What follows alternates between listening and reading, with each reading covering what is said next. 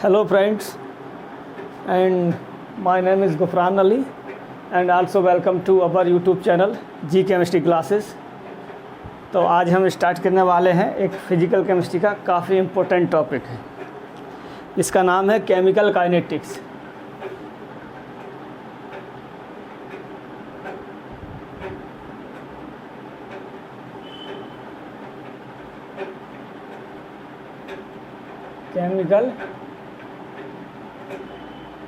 Chemical kinetics ये काफ़ी important topic है। ये ऑलमोस्ट केमिस्ट्री से रिलेटेड जितने भी एग्ज़ाम हैं सब में थोड़ा बहुत ज़रूर पूछा जाता है।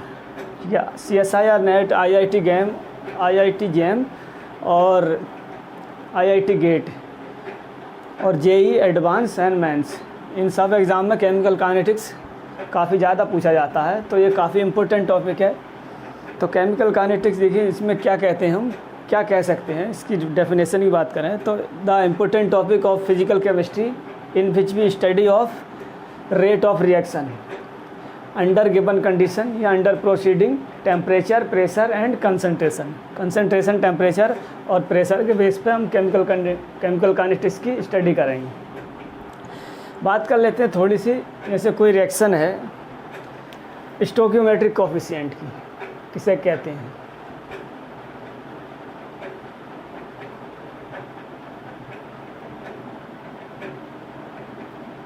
स्टोकियोमेट्रिक कोफिशिएंट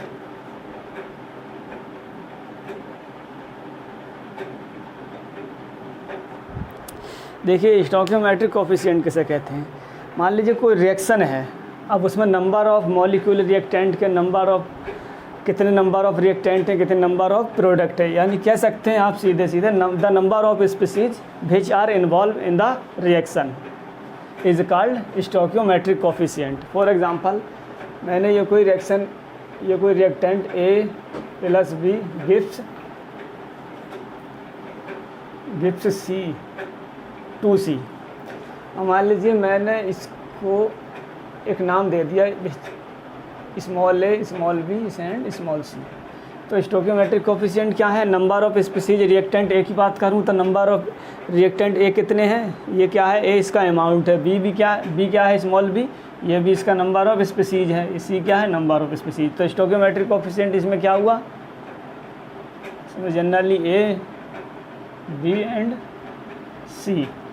अगर मैं कोई नंबर से रिप्रेजेंट करूं A + 2B गिव्स 2C, तब स्टोकियोमेट्रिक कोफिशिएंट क्या होगा, इसके लिए क्या हो गया, इसके लिए 1 हो गया और रिएक्टेंट B के लिए 2 हो गया और प्रोडक्ट C के लिए 2 हो गया।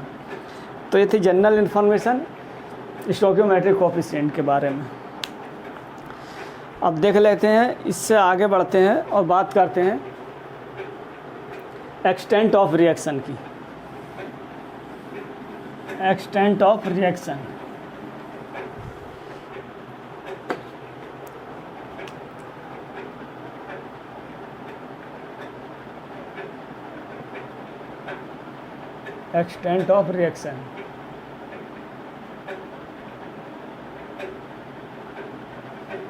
इसी को दूसरा नाम, इसी को आप कह सकते हैं एडवांसमेंट ऑफ रिएक्शन।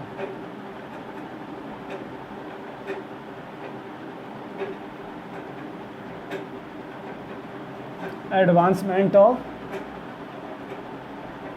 रिएक्शन। देखिए क्या होता है, एक्सटेंट ऑफ रिएक्शन कैसे कैलकुलेट करते हैं। अब देखिए, एक्सटेंट ऑफ रिएक्शन को रिप्रेजेंट करते हैं हम काई या ईटा से, जो भी आप इसे बोलते हैं, इससे रिप्रेजेंट करते हैं। तो एक्सटेंट ऑफ रिएक्शन कैलकुलेट करते हैं the change in the number of moles of reactant या product divide by stoichiometric coefficient. The change in number of moles of reactant और product divide by stoichiometric coefficient. तो eta equal हो जाएगा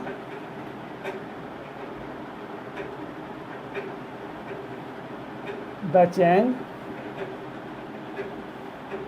in number of moles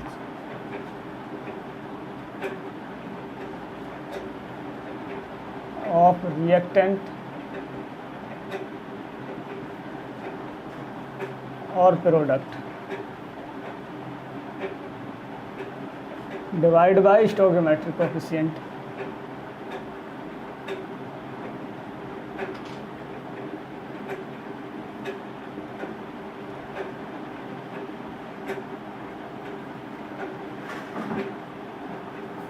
ठीक है, एक example से इसको और क्लियर तरीके से समझते हैं। कुछ एक एग्जांपल से देखिए, मैंने कोई रिएक्शन लिख दी,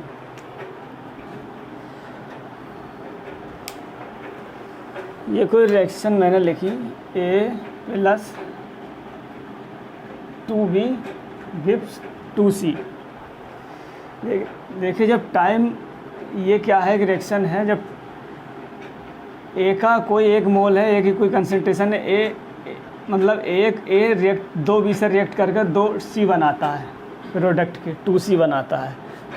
मैंने मान लीजिए इसके 10 मोल ले लिए, कंसंट्रेशन मैंने मोल में ले ली, तो इसके मैंने 20 मोल ले लिए। जब टाइम, मान लीजिए टाइम, वो टाइम जिस पर रिएक्शन स्टार्ट नहीं थी, टाइम हमने 0 था, तब इसके इतने मोल थे 10, इसके 20 मोल थे। मान लो कुछ समय बाद वो रिएक्शन स्टार्ट होने के बाद, मान लीजिए वो समय T था, टाइम T पर हमने क्या किया, मान लो इसके जो टाइम T पर इसके कितने मोल बचे, मान लो इसके 4 मोल बचे हमारे पास, तो रिएक्ट कितना कर गया होगा। देखिए अगर मैं बात करूं, इसका एक इसके 2 से रिएक्ट करके 2C बनाता है प्रोडक्ट की, ठीक है, 2C बनाता है, तो इसके 10 मोल, इसके 20 मोल। हमने मान लीजिए किसी टाइम पे इसके 4 मोल बचे, तो इसके कितने रिएक्ट कर गए होंगे। रिएक्टेड अमाउंट की मैं बात करूं, रिएक्टेड अमाउंट,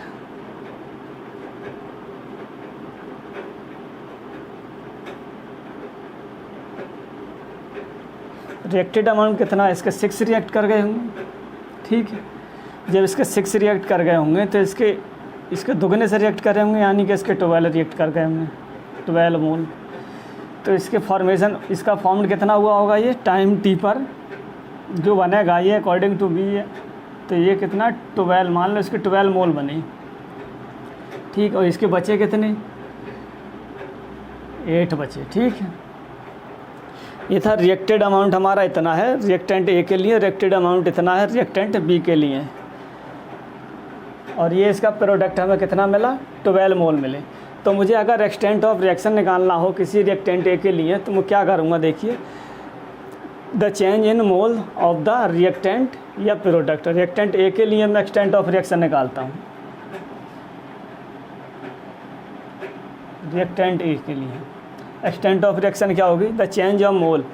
देखिए फाइनल माइनस इनिशियल, फाइनल कितने हैं, फाइनल कितने बचे 4, और इनिशियल कितने थे 10, तो 4 - 10 डिवाइड बाय स्टोइकोमेट्रिक कोएफिशिएंट। इसका स्टोइकोमेट्रिक कोएफिशिएंट क्या है, 1, और माइनस साइन मुझे लेना है रिएक्टेंट के लिए। रिएक्टेंट क्या हो रहा है, टाइम के साथ कंज्यूम हो रहा है, तो यानी इसकी कंसंट्रेशन क्या हो रही है, कंज्यूम हो रही है, तो मुझे इसके माइनस साइन लेना है, माइनस साइन लेकर चलना है। तो देखिए एक्सटेंट ऑफ रिएक्शन क्या आएगा, एक्सटेंट ऑफ रिएक्शन ऑफ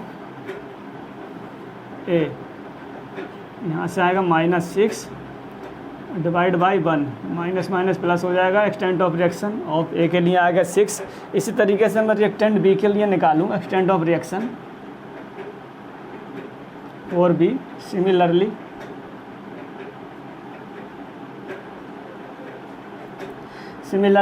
तो मैं सिमिलरली वैसे ही हमें इसको भी कैलकुलेट कर सकते हैं B के लिए। अब देखिए फाइनल माइनस इनिशियल, फाइनल कितना है, और ये भी रिएक्टेंट का कंसंट्रेशन क्या हो रही है, कंज्यूम हो रही है टाइम के साथ, तो माइनस साइन, और फाइनल कितना है 8 और इनिशियल है 20 divide by stoichiometric coefficient. Stoichiometric coefficient इसका कितना है 2, तो इसे कैलकुलेट जब करेंगे तो माइनस और माइनस प्लस 12/2 यानी कि 6। इसी तरीके से मैं एक्सटेंट ऑफ रिएक्शन निकाल सकता हूँ प्रोडक्ट के लिए, प्रोडक्ट B के लिए भी मैं एक्सटेंट ऑफ रिएक्शन निकाल सकता हूँ या एडवांसमेंट ऑफ रिएक्शन कैलकुलेट कर सकता हूँ। प्रोडक्ट B के लिए देखिए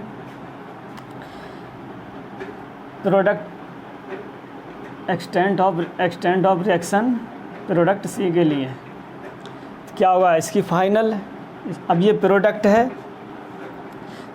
है इनिशियल तो इसकी कुछ नहीं थी, मतलब जो टाइम 0 था तो इसकी कंसंट्रेशन क्या थी, यहाँ 0 थी। ये बना नहीं होगा जब रिएक्शन स्टार्ट नहीं हुई उस समय, वो समय जब रिएक्शन स्टार्ट नहीं हुई थी वो समय हमारा 0 था। मतलब किसी सॉल्यूशन में हमारे 2 रिएक्टेंट बच पड़े हैं। ये स्टार्टिंग टाइम में जब रिएक्शन बिल्कुल स्टार्ट नहीं थी तो दोनों रिएक्टेंट आपस में रिएक्ट नहीं किए होंगे तो हमारा प्रोडक्ट भी नहीं बना होगा। प्रोडक्ट दोनों रिएक्टेंट के रिएक्ट करने से ही तो प्रोडक्ट बनता है। आप देखिए इनिशियल अमाउंट इसका कितना 0, तो मुझे इनिशियल फाइनल माइनस इनिशियल करना है और प्रोडक्ट की कंसंट्रेशन ले रहे हैं तो प्रोडक्ट का क्या हो रहा है, फॉर्मेशन हो रहा है, तो इसके लिए मुझे प्लस साइन लेना पड़ेगा। तो change in mole final minus initial, final है 12 minus 0 divide by stoichiometric coefficient which is 2, तो 12/2 इक्वल हो जाएगा 6। ठीक है, तो एक्सटेंट ऑफ रिएक्शन इस तरह से हम कैलकुलेट कर सकते हैं किसी भी रिएक्शन के लिए। एक और एग्जांपल की अगर मैं बात करूं, देखिए और अच्छे से समझने के लिए एक और एग्जांपल करती हैं।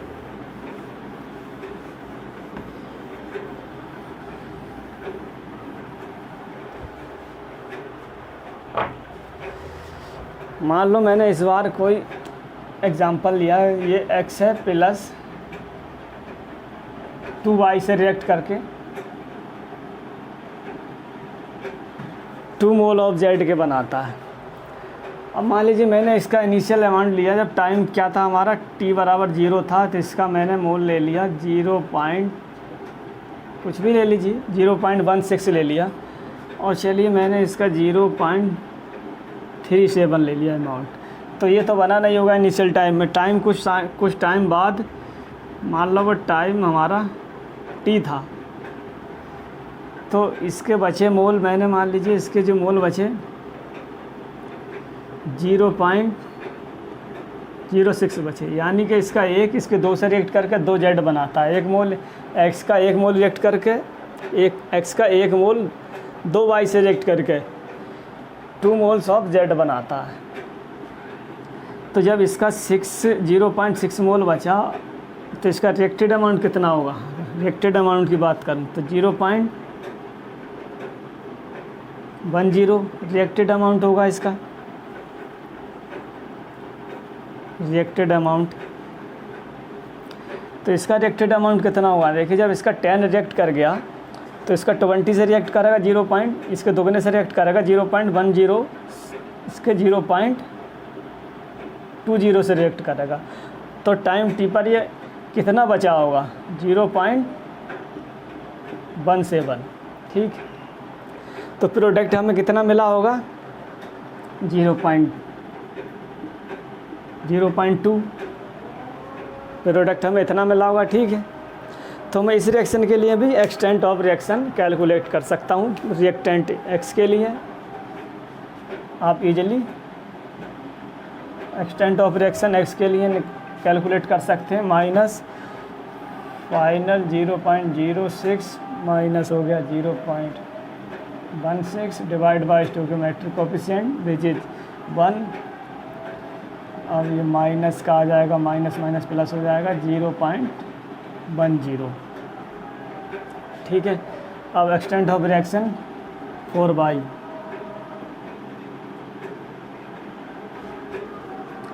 इसके लिए भी रिएक्टेंट है तो इसका माइनस साइन आएगा, और फाइनल कितना है 0.17 minus 0.37 divide by stoichiometric coefficient. इसको जब कैलकुलेट करेंगे 0.17 तो 0.2 आएगा प्लस का डिवाइड बाई 2 यानी 0.10। अब प्रोडक्ट के लिए एक्सटेंट ऑफ रिएक्शन 4Z क्या होगा, फाइनल माइनस जब प्रोडक्ट है तो इसके लिए प्लस आएगा, प्लस साइन लेंगे तो final minus initial 0.20 minus 0 divide by 2, इसके लिए भी आ जाएगा 0.10। देखिए एक्सटेंट ऑफ रिएक्शन में हमने क्या देखा, वो प्रोडक्ट हो चाहे रिएक्टेंट हो, इससे क्या कंक्लूजन निकला है। देखिए ये चाहे प्रोडक्ट हो चाहे रिएक्टेंट हो, तो एक्सटेंट ऑफ रिएक्शन क्या है, सभी के लिए इक्वल है। तो आप इसको लिख सकते हैं the extent of reaction of a reactant और प्रोडक्ट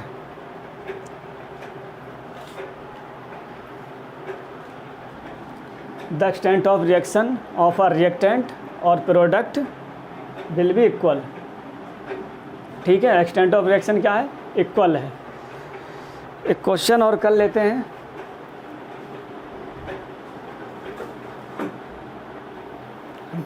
ठीक है, एक क्वेश्चन और कर लेते हैं। देखिए इस तरीके के क्वेश्चन कभी कभी पूछ लेते हैं।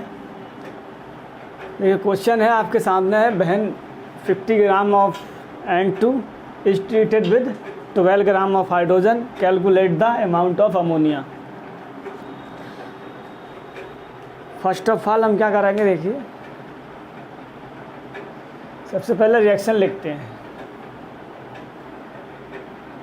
उसने क्या किया है, हाइड्रोजन N2 के साथ रिएक्ट करके अमोनिया गैस बनाता है। ठीक है, NH3 का फॉर्मेशन करता है।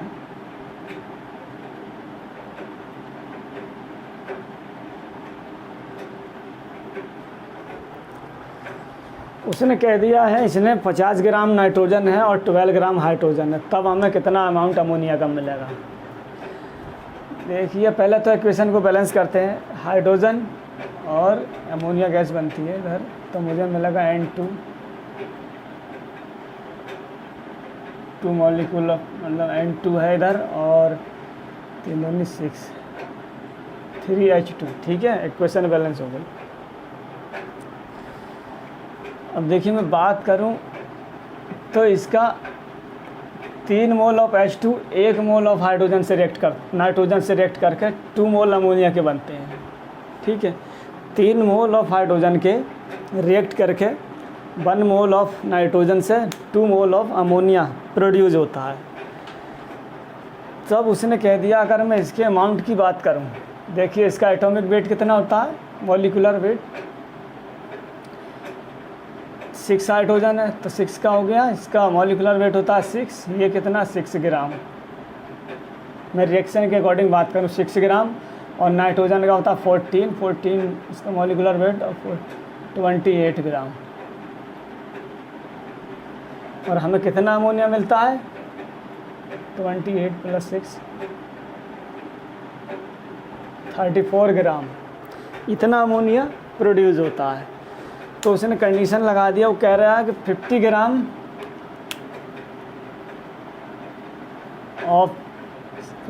ऑफ नाइट्रोजन और 12 ग्राम हाइड्रोजन, तब अमाउंट बताना अमोनिया का कितना होगा। देखिए हमें ये पता है कि इसके 6 ग्राम, इसका मतलब इसके अगर अमाउंट की बात करूं तो 6 ग्राम में 6 ग्राम हाइड्रोजन है, 28 ग्राम के साथ रिएक्ट करके 34 ग्राम अमोनिया का फॉर्मेशन होता है। तो मैं यहाँ से निकाल सकता हूँ। अब देखिए उसने 50 ग्राम हमें क्या दिया है, नाइट्रोजन दिया है और 12 ग्राम हाइड्रोजन दिया है, तब हमें बताना है अमोनिया का अमाउंट कितना होगा। अब देखिए जब इसका 6 ग्राम 28 ग्राम से रिएक्ट करके 34 ग्राम अमोनिया बनाता है, तो नाइट्रोजन के अमाउंट उसने क्या दिया है, 50 ग्राम, क्योंकि हाइड्रोजन का अमाउंट कितना है, 12 ग्राम। जब इसका 6 था, इसका 28 से रिएक्ट कर रहा है, तो इसका दुगना हो गया 12 ग्राम इसके दुगने से रिएक्ट करना चाहिए, यानी 56 ग्राम से। लेकिन यहाँ क्या है, प्रोडक्ट अब बनेगा अकॉर्डिंग टू इसके नाइट्रोजन के अकॉर्डिंग प्रोडक्ट बनेगा, क्योंकि ये कैसा हमारा रीजेंट है, लिमिटिंग रीजेंट। ठीक है, नाइट्रोजन क्या है, लिमिटिंग रीजेंट, लिमिटिंग अमाउंट में है इसकी कंसेंट, यानी कि 50 ग्राम दिया है हमें, तो अब प्रोडक्ट हमारा अकॉर्डिंग टू नाइट्रोजन बनेगा। अब देखिए अब मैं बात करूं, इससे 6 ग्राम 28 ग्राम से रिएक्ट करता है, तो मुझे 34 ग्राम क्या मिलता है, अमोनिया मिल जाता है। अब मुझे पता है 28 ग्राम से मुझे कितना अमोनिया मिलता है, 34 ग्राम।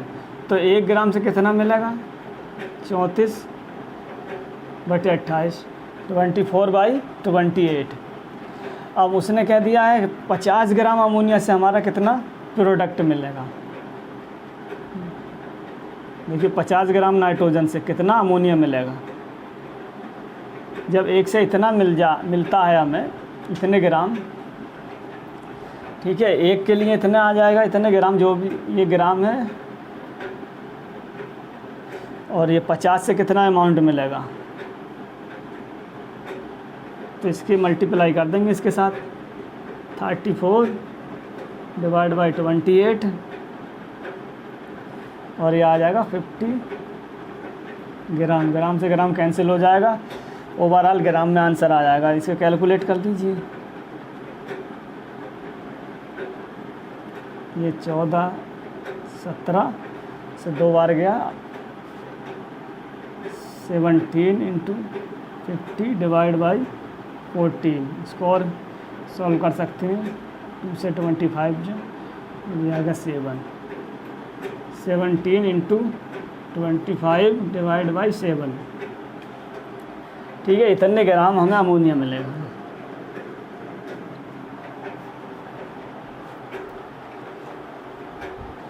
यानी कि हमारा जो अमोनिया 56 ग्राम मिलना चाहिए था, अगर इसके 12 से रिएक्ट करता है तो दुगने से, लेकिन हमें कितना मिलेगा, लिमिटिंग रीजेंट है, लिमिटिंग अमाउंट में दिया है, तो ये क्या होगा, लिमिटिंग, इसके अकॉर्डिंग प्रोडक्ट मिलेगा।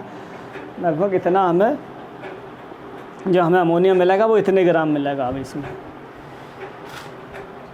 ठीक है। तो ये इस तरीके के क्वेश्चन भी आ जाते हैं एग्ज़ाम में। इसको समझने की कोशिश आप करना है। देखिए, लिमिटिंग रीजेंट को पहचान लेना है कि इसके अकॉर्डिंग हमें प्रोडक्ट का फॉर्मेशन करना है, ठीक है। तो एक और क्वेश्चन कर लेते हैं। ये आपका रहा आंसर। इसमें आंसर होगा 60 के आसपास होगा, 60 ग्राम, ठीक है। थोड़ा कम अमाउंट मिलेगा हमें। अगर देखिए, अगर मैं बात करूं अकॉर्डिंग टू दिस, इसके 6-28 से रिएक्ट करता है, तो 12-56 से रिएक्ट करके तो इसका 34 बनाता है, तो उसके बाद 34 का 68 के ग्राम के आसपास बनता है। लेकिन इस बार हमें लिमिटिंग अमाउंट में दिया है, तो 60 ग्राम के आसपास बनेगा। एक और नेक्स्ट क्वेश्चन करते हैं, ठीक है। तो ये सेम क्वेश्चन है, जैसे अभी हमने लास्ट क्वेश्चन किया था वैसे ही सेम क्वेश्चन है। एक और क्वेश्चन देखिए, इसमें हम क्या कह रहे हैं, when 30 gram of NO is react with 32 gram of O2, calculate the amount of NO2। When 30 gram of NO is react with 32 gram of O2, calculate the amount of NO2। Same question है जैसे हमने last question किया था। देखिए, first of all हम equation लिखते हैं, NO plus react with O2 gives NO2। NO oxygen के साथ रिएक्ट करके NO2 का फॉर्मेशन करता है। उसने कह दिया है, इसका अमाउंट दिया है और 32 ग्राम ऑक्सीजन का अमाउंट दिया है। तब हमें प्रोडक्ट पूछना, तब हमें बताना है इसका अमाउंट कितना होगा। अमाउंट ऑफ NO2 पूछा। अब देखिए, इक्वेशन को बैलेंस करते हैं। NO2 का फॉर्मेशन हुआ O2, अगर मैं इसके 2 मोल ले लूँ, इसके 2 मोल ऑफ NO2 मिलेगा मुझे, ठीक। इक्वेशन हमारी बैलेंस हो गई है। अब बताना, अब देखिए, उसने 30 ग्राम दिया है, NO लेना है। NO का अमाउंट कितना है, 30 ग्राम। पहले बात कर लेते हैं इक्वेशन से। इक्वेशन से पता करते हैं इसका मॉलिकुलर वेट कितना हो गया। देखिए, 14 प्लस 16 कितना हो गया, 30 इंटू 2, ये हो गया 60 ग्राम। 2 मॉलिक्यूल लिए हैं NO के, 2 मॉलिक्यूल हैं, तो ये कितना होगा, 60 ग्राम। ऑक्सीजन का कितना, 1 मॉलिक्यूल है, तो 16 दूनी 32, ये कितना होगा, 32 ग्राम मॉलिकुलर वेट। और ये कितना बना, यहाँ से 32 और 60 कितना मिला, 92 ग्राम। इतना हमें क्या मिला, NO2 मिला। और उसने क्या कह दिया है, इसके 60 ग्राम है इस रिएक्शन के अकॉर्डिंग, लेकिन उसने क्वेश्चन में बोल दिया है इसके 30 ग्राम से कितना NO2 मिलेगा हमें, और ऑक्सीजन का 32 ग्राम ही है। ऑक्सीजन का अमाउंट उसने सेम है, तब हमें इसका अमाउंट बताना है। सेम क्वेश्चन है जो हमें अभी बिल्कुल लास्ट क्वेश्चन करके गए। इसमें देखिए, इसमें भी लिमिटिंग रीजेंट का केस है। ये कितना है, देखिए, इसका अब 60 ग्राम 32 से रिएक्ट करके 92 ग्राम क्या मिलता है हमें, NO2 मिलता है। अब इसका अमाउंट उसने कुल 30 ग्राम कर दिया, बोला 30 ग्राम से 32 ग्राम ऑक्सीजन, 30 ग्राम से कितना अमाउंट हमें मिलेगा इसका। जब हमें पता है 60 से कितना मिलता है 92, ये कैसा हो गया हमारा लिमिटिंग रीजेंट हो गया, ये लिमिटिंग रीजेंट। तो प्रोडक्ट भी लिमिटिंग रीजेंट के अकॉर्डिंग बनेगा, ठीक है। ये आपको पहले पहचान लेना है रिएक्शन में कौन सा हमारा लिमिटिंग रीजेंट होगा, इस तरीके से, ठीक है। तो ये हो गया limiting reagent. According to this हमें NO2 का अमाउंट मिलेगा। अब देखिए 60 ग्राम क्या है हमारा NO2, 60 ग्राम NO से हमें 92 ग्राम NO2 मिलता है। तो 1 से कितना मिलेगा, मैं इसको डिवाइड कर दूंगा। तो 1 NO से कितना अमाउंट मिलेगा वो उसकी मात्रा आ जाएगी 62 डिवाइड बाई 92 डिवाइड बाई 60। ये अमाउंट भी ग्राम में है, ये भी ग्राम में है, तो ग्राम से ग्राम कैंसिल हो जाएगा, जो भी अमाउंट आएगा वो ये है, ठीक है। अब मैं बात करूँ, वो कह रहे हैं कि 30 ग्राम NO से कितना NO2 मिलेगा। अब देखिए जब 1 से इतना मिला है तो 30 से मल्टीप्लाई कर दीजिए, 92 इंटू 30 डिवाइड बाई 60, कैंसिल हो जाएगा, 3 दूनी 6 और ये हो जाएगा 46 टाइम 46 ग्राम। तो ठीक है, इस तरीके के क्वेश्चन एक्सटेंट ऑफ रिएक्शन और स्टोइकियोमेट्रिक कोफिशिएंट और इस तरीके के क्वेश्चन जो हमें लिमिटिंग रीजेंट के बारे में पता होना चाहिए, कौन सा हमारा लिमिटिंग रीजेंट होता है। तो ये सब बेसिक थोड़े नॉर्मल क्वेश्चन थे जो हमने किए। ये बात